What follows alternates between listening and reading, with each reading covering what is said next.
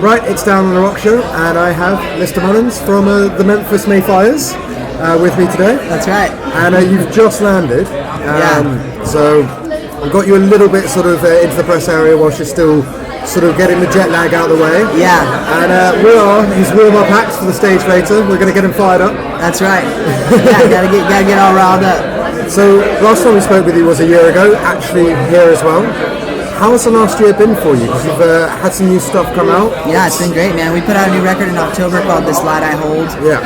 And we're really proud of that one. If you haven't checked it out yet, please go check it out. We love the record. And we have also started writing and recording for new stuff. We're just always kind of on that grind.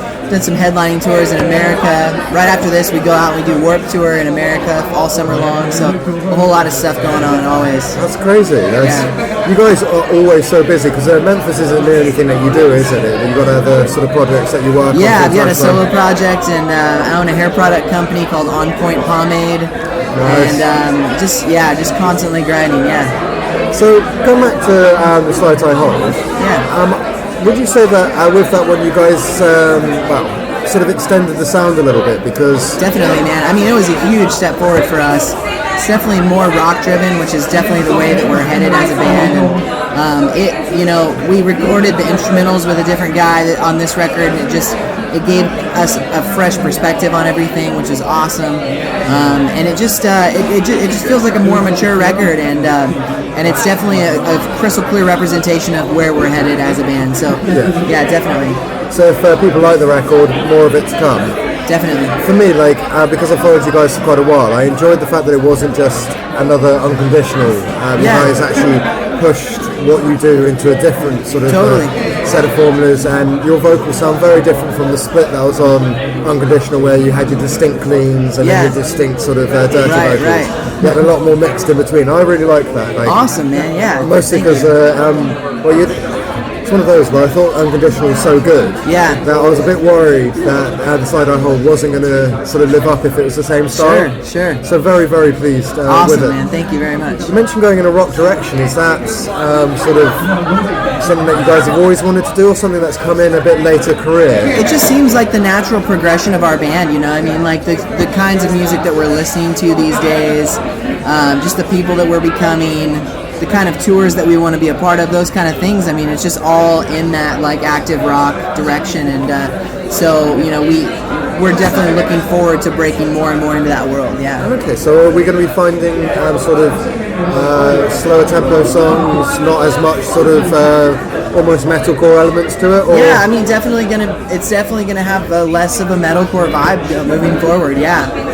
Which is fine. I mean, we've put out 5 metalcore full-length albums, and we're happy with those records, and it's been great. But we want to progress, we want to evolve, and we want to get more and more mature as a band, and so that's where we're headed, and we're really happy about it.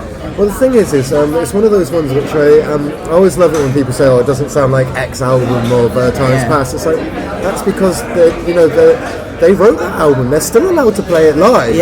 Totally. So why would you guys write the same thing again when you've already got the best of what you had? I mean, I really enjoyed the acoustic version that you did it's the actual song names, but the Unconditional acoustic version. Yeah, totally. That one, and I really like the fact that you guys went in a completely different direction to what most people do with the acoustic, and actually made it a track of its own sort of volition. Do you know what I mean? Yeah, man. Are we going to be seeing maybe a little bit more sort of just acoustic stuff as you go into a different direction, or? It would be fun to do versions of that, but no, I mean, don't get it confused. Moving forward, it's definitely going to be more of an active rock direction, but it's going to be heavy still. Very heavy, very much still. So yeah, I mean, definitely look forward to acoustic versions of those songs, but not necessarily acoustic ballads by themselves on the record. Okay, that's fair.